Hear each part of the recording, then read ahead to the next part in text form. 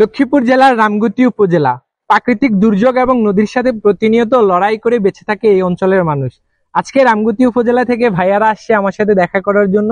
আসলে আমি ছোট্ট একটা মানুষ, নদী ক্রস করে রামগতি উপজেলা থেকে ওনারা সুবর্ণচর আসছে শুধুমাত্র আমার সাথে দেখা করার জন্য। এটা আমার জন্য অনেক বেশি প্রাপ্তির, অনেক বেশি ভাল লাগতেছে ভাইয়াদের সাথে কথা বলে।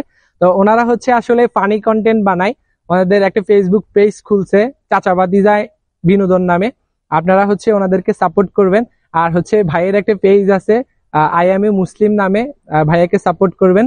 আসলে আমাদের পাশেরই উপজেলা বলতে গেলে রামগতি, তবে যেহেতু লক্ষ্মীপুর আলাদা একটা জেলা হয়ে গেছে এই জন্য হচ্ছে ওনারা আলাদা, বাট মন থেকে ওনারা এবং আমরা হচ্ছে একেবারেই পাশাপাশি ভাই ব্রাদারের মতো। তো সবাই হচ্ছে ওনাদের পেজটাকে ফলো করবেন, ওনাদেরকে সাপোর্ট করবেন।